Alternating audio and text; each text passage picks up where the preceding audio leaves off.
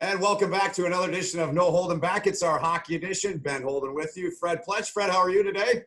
I am great. Snowing again once in Michigan. Yep, here too. And Marc Crawford has been kind enough to join us, assistant coach for the Chicago Blackhawks. Marc, thanks for joining us. And the cup you have is slightly bigger than that, but I wanted to share that. And thanks for joining us. I'm going to let Fred start us off here because you guys go way back. Absolutely. Okay, good.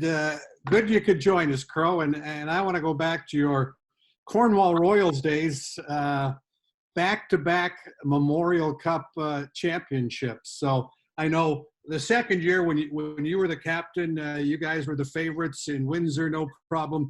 But the year before was a rather controversial Cup, 1980. The Peterborough Petes were favored. Some suggest still that they threw a game so they could get to play Cornwall again, and you guys had a surprise for them. What do you remember that the whole Peterborough rule, I guess? Well, you know what? First of all, it was we really had a really good team that overachieved, I think, maybe a little bit. But we came into our own at the end of the season. We were led by Dale Howard-Chuck, and we were led by an overage defenseman who has since passed away, Dave Izard, who ended up being the most valuable player in that Memorial Cup. But Dale had really come into his own as a 16-year-old and was our best player. And he led us in the playoffs. I think at that time he had set a record for points in the Quebec League playoffs. And then when we got to the Memorial Cup, we were against the best of the other two leagues. Peterborough was a great team. They beat us, I think, 7-6 in the first game of the preliminary. And when it came to the second one, in those days, everybody played everybody twice. There was only the three champions in the league, and we were playing against Peterborough the second time. And their thought was to a lot of people would say they didn't play their best players in that second game because they wanted us as the opponent in the finals. And if we won the game, we were going to be in the finals. And if we didn't, Regina, who was the home team, would have been in the finals. Yeah, Doug Wickenheiser. Who else was on that team? Garth Butcher, Darren Veach, an ex-Detroit Red Wing. There were a lot of good players. Barry Trotz was a member of that Regina team. But as it turned out, we ended up beating Peterborough. I don't think it was that controversial. We scored with a 5-on-3 at the start of the third period to tie the game. And, in those days, everybody scored on 5-on-3s, so that wasn't unrealistic. And then, we ended up scoring another goal and winning that game. But the final game was it was kind of crazy because the Regina fans were so mad that they perceived that Peterborough had let our team into the playoffs. And, as it turned out, we played a great game in the finals, and a player who ended up winning 3 Memorial Cups, Robert Savard, scored the winning goal. And I don't know, I can't remember that Robert scored very much for us with the Royals, but he made an end-to-end rush. And I've seen it a number of times on video, and it really was quite an amazing rush to win the Memorial Cup for us. And that was obviously a great memory. Well, I know Ben and I work a lot of college hockey in Michigan, and after that cup, before you win the next one, I think Newell Brown and Ron Scott and Pat Haramis all went to play college hockey. Was that ever a consideration of yours, or were you staying and playing junior and finishing it off? Well, in those days, you were able to sign schoolboy contracts if you were from the city and you lived at home. I think that's how the loophole was. And there were a number of players who had done that in a lot of college cities. The Pooley brothers were Kingston Canadiens, and they ended up going to Ohio State. But you're absolutely right. Newell Brown was a very good player for us coaches with the Vancouver Canucks now. Actually, we were on a line together in our first year there, and Pat Haramis was the other line member, and he went to Clarkson. Those guys ended up, Ronnie and Newell ended up winning an NCAA championship with Michigan State starting. So not very many people can say they've won the Memorial Cup and won the national championship in NCAA. But those guys were fine hockey players. Yeah, nobody's pulling that off anymore. So Yeah. you turn pro, you go to Dallas, but before the year is out, you're up in Vancouver, and that was that unbelievable run where I'm trying to remember. Tiger Williams did something crazy, and Harry Neal got suspended, and Roger Nielsen takes over. And Yeah. The white towel in Chicago, right? The whole Absolutely. Where were you for that? You're right in the bench, even the towel. I played in 4 of the 5 games against Chicago, but I didn't play in the game where Roger put the towel at the end of his stick and forever started a craze that goes on today in sport with all the towels being waved in playoff hockey. And I was at the stairs in the old Chicago Stadium. I was at the stairs. So when he had to make this walk off the ice, I am in the video at the stairs, opening the door to let him go down the stairs. But that was an incredible time. I really didn't realize how fortunate someone like myself was, because I'd won 2 Memorial Cups, and the very next year we ended up beating Chicago in the Campbell Conference Finals, and we ended up playing the Islanders in the Stanley Cup Finals. So for 3 years in a row, I went to championship hockey, and certainly that was one of the highlights of my playing career. So back then, you were wearing the old V on the jersey, right? Absolutely. Those things, everybody says they were a scary uniform, but I'll tell you what, I was so proud to wear it. I've got one. I've got one hanging in my home back in Cornwall, Ontario, and I'm very proud to have worn the V. I also wore the one with the skate as well, and ended up coaching Vancouver for quite a few years as well. Yeah. Well, carrying along those lines, so Jack Adams Award winner, mentioned the Stanley Cup. You won that with the Avalanche, of course. You've coached in numerous spots. So my curiosity is, when did the coaching bug first get you? I taught hockey schools forever, and Fred remembers Huron Hockey Schools. He did a lot of work for them as well, and they were run by a number of great college coaches. Bill Mahoney, Ron Mason, Brian Gilmore from Cornwall, and I'd worked with those guys forever. And Paul O'Daker, another name from Cornwall's past that was involved as well. But those guys, I think, largely were responsible for kind of, piquing my interest in coaching. When you work hockey schools, you end up learning how to organize drills, running drills, doing those sorts of things. Also, my father was a coach in Major Junior. He coached the Cornwall Royals. He coached the Guelph junior team as well. He coached in senior hockey. So it wasn't a big reach for me to go into coaching. And to tell you the truth, it's a funny story how I actually got my break. I was running my father's training camp in Guelph, Ontario. Guys on that team were like Rob Zomner, a number of guys who ended up turning pro. And my brother and I, Bobby, who was a pro player as well, we would go up and use that time to get ourselves ready for our own pro camps. But I ran the camp. And one of the guys that was in the crowd was an old scout named Jack McDonald. And Jack McDonald still had a lot of influence with people with the Vancouver Canucks. And he had mentioned to Pat Quinn, he said, the young Crawford kid, I watched him run training camp. He really does a good job. And that year they needed a player assistant coach. So since I was a player and was going back to playing the American League for the Canuck affiliate, they wanted an older player to act as a player assistant coach. And I got my start that way. So it was a great opportunity, and it's a great lesson for people, is you never know who's watching, and you never know when your break is going to come.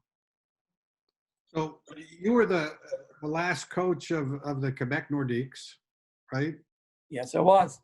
During that transition, and a lot of people remember, hey, the Avalanche won the Cup their first year there, but you had a really good team too in Quebec, and I remember a real controversial call in the playoffs that went against Quebec. Otherwise, that team could have had a legit shot, could it not? Yeah, I think a lot of what happens is you need to get over that first hurdle. And the first hurdle is winning a series, learning how to win a series. It's so tough in the NHL to be able to find a way to win. And I think a lot of people would say you have to learn to lose before you learn how to win. Well, the Nordiques had a couple of those tough lessons, and we were matched up. We finished in first place in the Eastern Conference that year, and we ended up playing against the defending Stanley Cup champions, the New York Rangers, who made the playoffs on the last day, in the last period. I think it was in overtime to squeeze into the playoffs. So it wasn't really a great matchup for us because they had all that great playoff experience and people like Messier, Kevin Lowe,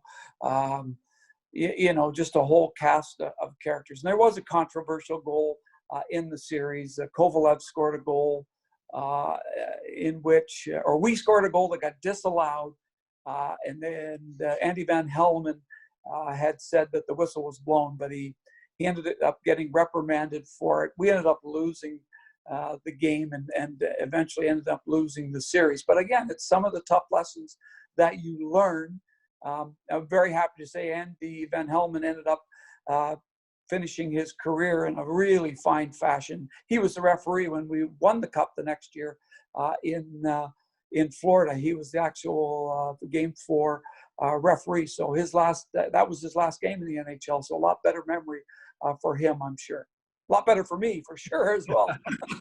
Yeah, I remember Uwe Krupp scoring the cup-winning goal, and you making the home run swing after that went in. That's just that's what you dream about as a kid when you're in Belleville playing road hockey. You're scoring the winner in overtime, and you're behind the bench with the team that did it. So that. Yeah, it was a very, very long game, 3 overtime periods.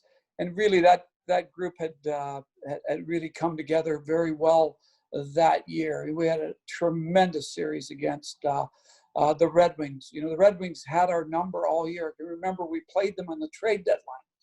And we had made a trade. We picked up Dave Hannon, the only player that we picked up in that trade deadline that year.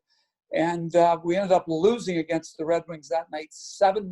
They just spanked us tremendously in the old Joe Louis. And it was a snowstorm that night, and we couldn't drive the bus back to the hotel. We had to walk through the snow. So it was kind of a real tough lesson for us, but somehow it made us tougher, and we were very ready to play them when we got into the conference finals against them. They had a tough series against St. Louis that went the distance, and we were ready for them. We ended up winning the first 2 games in Joe Louis, which was such a hard place to win.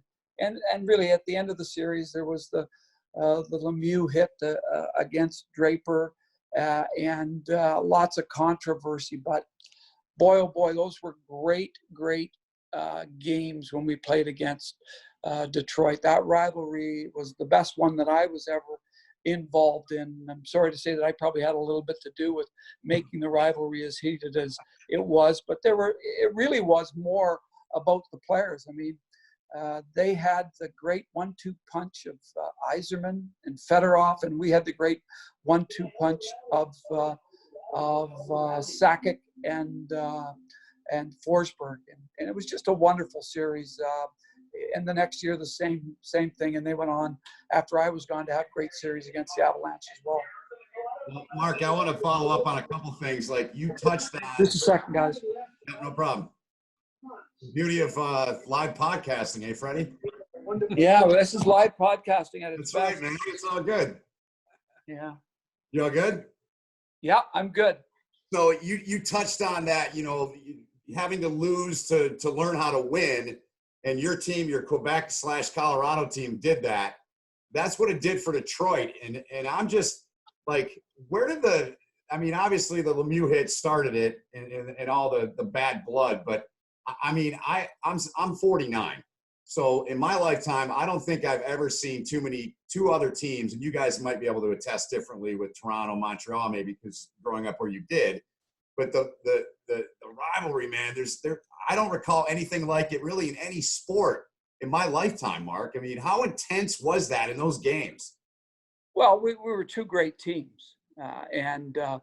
You just look at the names on both sides of the ledger. And there was just such great matchups at every position. Whether it was Osgood or Vernon against Patrick Waugh. I mean, those are spectacular matchups. And the defensive cores. I mean, the Red Wings, you look at the Hall of Fame members that played on those defense core for them. First of all, Konstantinov. I mean, how great a player was he? He was better than Lidstrom in those years, 96 and possibly 97. But Lidstrom was just a remarkable player. They had Fetisov, and you keep going on down the list of the people that they added, Larry Murphy and Bob Rouse and Jamie McCowan, and just so many terrific players. And we had a great defensive core in Colorado. Sandis Ozelins, twice was runner-up for the Norris Trophy. He was a very offensive defenseman, but we had character people and guys like Sylvain Lefebvre, Curtis Lecision, obviously Huey Krupp, who scored the cup-winning goal for us. And you go on, Craig Willanen, who's a Michigan native.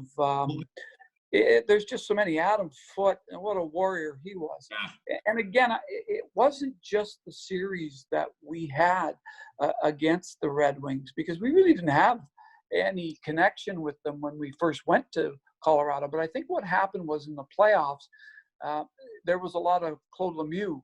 And Claude Lemieux was a big part of their 4-game sweep with New Jersey, and he was the MVP that year. So that animosity had been cooking for before I was involved in the series. But it was a great series. I thought we did bring out the best in each other. They helped to make us a winner, and I think, obviously, as you mentioned, we helped make them a little bit more tightened as a group, and a group that really forged a bond that obviously made them a better team. So we brought out the best in each other, and we certainly brought out the worst in each other as well. Yeah, one more, if I may, on that. So you mentioned, I mean, Fred and I, the Claude Lemieux thing we knew about, with him being with Jersey. I want to hear your reaction to this, or your thoughts on this, because a lot of people forget that it was the Red Wings that drove Patrick Waugh to Montreal. So he already had to have hated Detroit for the 9 goals. Right? Oh yeah. I can still remember that evening when Patrick got pulled out of the net. I happened to watch that game. It was a rare Saturday night off, and I know I was on the phone with Pierre Lacroix almost immediately, because a lot of people don't know this, but those trade talks had actually started before that, with Serge Savard. Serge Savard got let go, and then it calmed down. Okay. And now with that game, we both kind of recognized that there might be a chance. And, a few days later, we were able to pick up the trade with Montreal that not only gave us Patrick, and how significant that was to have a goalie that character, that quality is amazing. And not only that, we picked up Mike Keane, who was such an integral part of our team. And I think the combination, he was a guy also that when we got Keane, he was a guy that had a lot of respect from our other real strong character people, like Claude Lemieux and like Patrick. He could really control those guys when things were getting a little elevated. Yeah. I'm wondering, Crow, the first time you're fired as an NHL coach or a coach.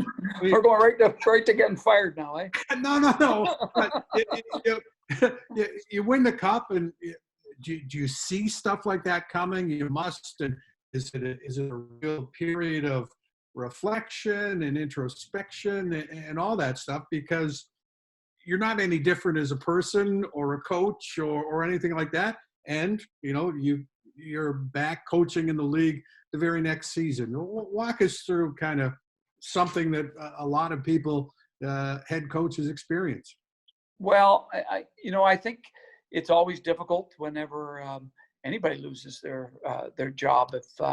If anybody listening to this has gone through the experience, it's the same feelings. There's disappointment. There's a lot of questioning. There's a lot of, for me anyways, there was a lot of introspection, and trying to figure out why things happen, and then trying to hopefully make improvements in yourself so that you're better the next time that goes around. I will say one thing. I think when I started coaching, I really relied on my instincts, and I think as you get more experience, you tend to let those experiences enter into your decision making, and sometimes that's a great thing, and we can all understand how that would be good. I'll say, oh, okay, I've seen this before, maybe I'll react this way this time. But I also think that the old saying of trust your gut instinct, and if you feel something and you feel it strong enough, just do it. Usually we all have good instincts, and we all have good feelings about what the right thing to do is. And usually if you trust those things, I've always found that things work out. Well, it's something, Ben, that maybe a lot of people don't recognize. I mean, the Sutters are the standard family for players in the NHL, but Mark also has two brothers who play in the NHL. Bobby scored 35 goals or 38 goals one year, and Lou won a Calder Cup championship in Adirondack, coached in St. John's in the American League. So tell us how competitive it was in the Crawford family growing up in Belleville. Well, some great wars.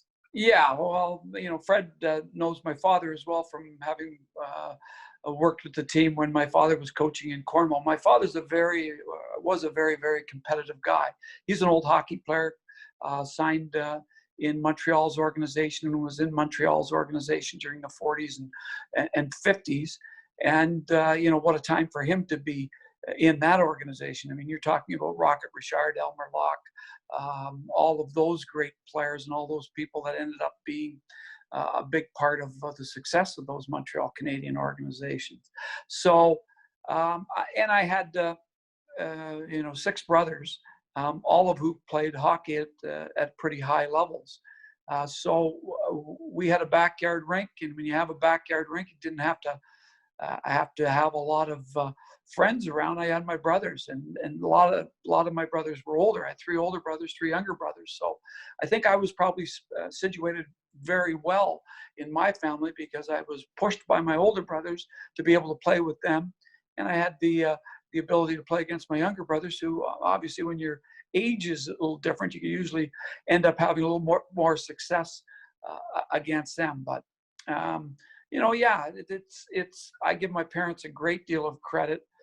They did a wonderful job of raising all of my brothers and sisters, and we carried a lot of their characteristics, whether it was my father's competitiveness or my mother's common sense. We all carried those things, and I know they were very proud of all of their children, and they're very proud to have had 3 boys play in the NHL. My brother Louis is a pretty remarkable story, because he was almost 30 years old when he got his first games with Boston. So he toiled in the American League for 9 or 10 years before he got his first shot. He ended up playing about 40 games for the Bruins. So that's pretty good. And you mentioned my brother Bob, who played in St. Louis, Hartford, New York Rangers, Washington. And he was probably the most skilled of our family. I also had 2 other brothers who played in the International Hockey League, the old IHL. So, 5 of us played pro. My other brother played college hockey, and my younger brother, who played up to junior hockey, he ended up being a Canadian bobsledder. So we have a very sports-minded family, and again, we all found our way in life. That's awesome. Mark, you mentioned Mike Keaney. He was a player that I loved, and just the way he played the game. Adam Foote would be in that same category. Joe Sakic, who reminded me of a mirror image of Steve Yzerman. I thought they were very similar players. So this is probably going to make you feel old, and it already made me feel old once I tell you the story. Mike's son, Jackson, is now playing at North Dakota. Yeah. And what an outstanding young man. I said, I did your dad's last year in the American League when he was playing in Manitoba. Can you talk a little bit more about just the kind of person that Mike was? It is. Well, you know what? I think Mike he's one of my favorite players I've ever had. Mike he's got just such an interesting background. His father was a warden in the Manitoba prison system. Really? So I always, I can see why Mike is so good with comebacks, because I can imagine him as a little kid just running up and down the rows of the prison with bars and just being a pain in the butt to all the players. He was amazing on the bench, very, very into the game, always knew what was going on. And you didn't want to have a battle of wits with Mike Keaney because you weren't going to win. He was so sharp, and of course the way that he played, Mike was probably 170 pounds, and he played the game like a guy that was 200 pounds, and his strength was just incredible. He was so strong on loose pucks. You never saw him lose a battle for a loose puck when he got into the corner. That's what guys like to play for him, because he did so much of the work in down low in the offensive zone, controlling the puck. He had great defensive instincts, and not only that, it's just follow through with how he played all the time was remarkable. I asked Mike to come and coach with me on 2 different teams, and he wanted to continue playing. He was still playing in the American League, and he just, I always appreciated the fact that he loved the game so much that he was that guy that when you say, hey, make them take their skates off you, make them bury you with your skates on. Like, he was that guy. He never wanted to leave the game. He's still involved with the Winnipeg Jets in a developmental capacity. I saw him this past winter. We had a great visit. He's one of my favorite players for lots of reasons. But he's one of the funnier guys that I've ever had. And he wasn't afraid to dish it out to anybody, me included. Well, you always grow up as a kid wanting to win the cup and have one of those unnumbered Swiss bank accounts. So you, I don't know if yours were unnumbered, but tell us about the Swiss experience and going overseas, how that came about, and is where the Swiss league ranks in hockey's pecking order, because I would think that it's a lot better hockey than somebody in North America would envision, or maybe even give it credit for from afar. Yeah, well, the quality of the league is very good. There's only 12 teams in the league, and they all have just tremendous fan bases. So if you ever get an opportunity to watch hockey in Europe, it's amazing. People don't really cheer for their country teams. They cheer for their city teams. So if you're a fan of Swiss hockey, you're not a big fan of the Swiss national team, although they get pretty good support.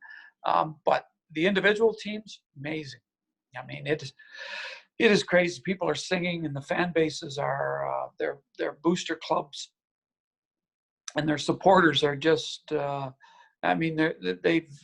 They have traditions and there's songs, and they go to the game to participate. They don't go to watch the game. They participate in the game. So it's really a remarkable atmosphere. As far as the quality of it, I'd say it's the quality a little bit better, high-end quality than the American League, but it doesn't have the toughness and the grit and determination that the American Hockey League has. So what I would say, if we played an American Hockey League team, we might not win the series, but if we played in the regular season, the Swiss team would probably beat them 8 to 10 times. That's the difference. The high-end players are very high-end. They're high-end players that a lot of them could continue on playing in the NHL, but they don't want to play in the fourth-line setting anymore, and so they go back where they can get paid well and become focal points of the team. And then the imports that they have are quite good. The Swiss do a great job of developing their own players, and I was really proud to see how many of the guys that I coached ended up coming over and playing in the National Hockey League. I think there's been 4 Swiss-born players that have gone on and played in the National Hockey League here, and they're really coming as a hockey nation. I didn't realize you're tied to Austin Matthews until I did a little reading last night. That was pretty interesting. I did not know that. Can you kind of walk us through that and tell us the backstory to that, Mark? Well, Pat Brisson was his agent at the time, and Austin is a really unique. He played at that National Development Program for the U.S. For 2 years, and he had the choice to now either go to college hockey or to go back and play major junior. His major junior rights were owned by Everett, and he could have gone probably to any college, but we kind of knew that he didn't have. He was going to have to really work pretty hard to get his schooling in a position to be able to have him go as an 18-year-old to school. So really, his options were to go to major junior or to try and play in Europe. And we were lucky enough to be able to see him play in the U18 World Championships that were in Sweden or in Switzerland that year. And so I talked to Pat there, and I ended up meeting with the family. We had 4 players that had played with us that year that were playing for Switzerland. So I had a ready comparison to these guys who had played for us and were already guys that were showing that they could play at the Swiss elite level. And so when I saw Austin, I said, "Oh boy, he's way better than the players that we've got." So I had no doubt in my mind that he could play in our league. And I can remember saying to Pat, I said, he'll be a good player right away, and he'll be the best player in the league by the end of the year. Oh, I was wrong about that. He was the best player as soon as he got there. And he was truly an amazing athlete. That's awesome. Yeah. Well, we gotta follow up, Ben. As you know, Mark, we had Ryan VandenBosch on. Yes. Oh, man. Pound for pound, as tough a player as I've ever seen. I mean, he was a middleweight playing as a heavyweight. No question. Absolutely. And lots of good stories about this, Fred. You remember when we drafted him? We drafted him in the OHL draft. Was at Centennial Arena in North York. And, he was drafted, I think, in the 14th or 15th round. 14th round, yeah. 14th round. And, by that time, there's usually none of the kids are there. And our area scout from the area, he didn't think Ryan was there. And then Ryan came to the table and stood beside the table. And then his father came down, and he came to me and he says, "Are you guys going to talk to my son?" And I jumped right away, and I ran over. And I said, "Oh my God!" So we had this. So that was his introduction to us with the Cornwall Royals at our table in the draft that year. He came to training camp, and in the training camp, 14th rounders. I mean, hey, you want to give everybody a chance, but we weren't expecting that he was going to make the team. Well, he showed so well that we just had to keep him. And the real clincher for us is he played in the blue and white game, which was our inter-squad game, which kind of was the one thing that you could do with players so they didn't lose their eligibility. And in that, he ended up fighting Owen Nolan.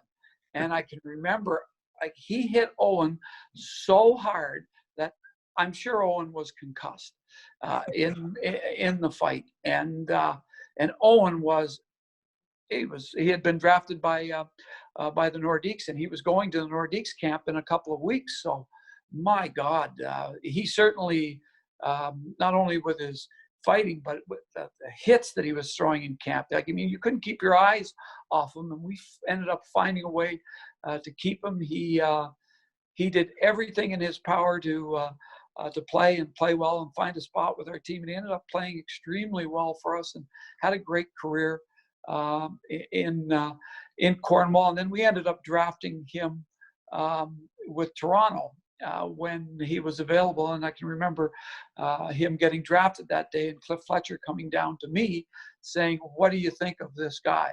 And I remember I said, this guy's going to find a way to make it to the NHL. He was that type of player, and that's exactly what Ryan did. He found a way to play. I had him again in St. John's when he played for the St. John's Maple Leafs, and I was coaching there. And just a remarkable kid, remarkable family, remarkable toughness. His character is it's legendary. Just, absolutely. I think you put it the best.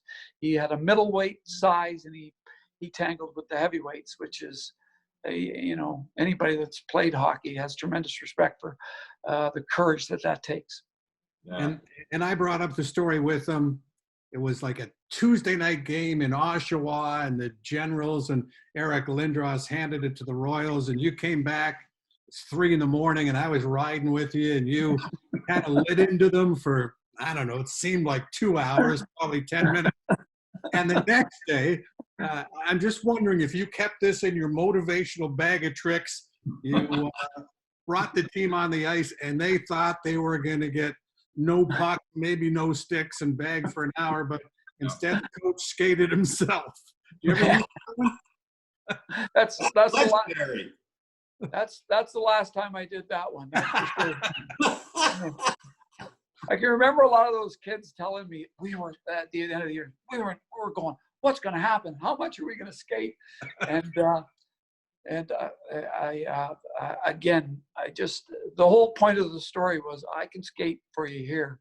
You have to do it when you're on the ice. And that's probably one of the better messages that I've given in my coaching career. But that was a great group of kids. A lot of those guys ended up becoming just such great, solid citizens, and guys that have gone on and had really good careers. Some of them doctors, some of them lawyers, some of them involved in hockey. Rod Pasma is a guy that was on that team. He's now one of the head guys in the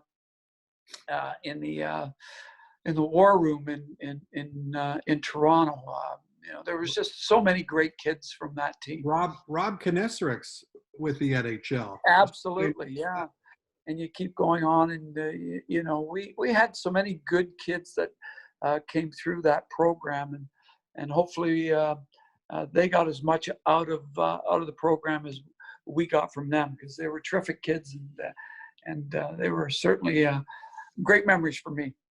Yeah, Mark, wish we had more time. We kind of got to wrap it up. I just want you to send a couple messages to your team for me.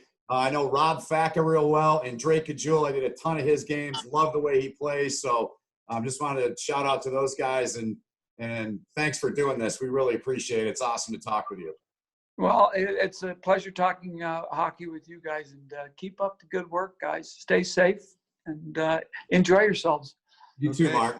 Thanks. Okay. Be well. Thanks, guys. Bye-bye. For joining us here on No Holding Back. We appreciate his time. We'll see you next time with another all-new edition.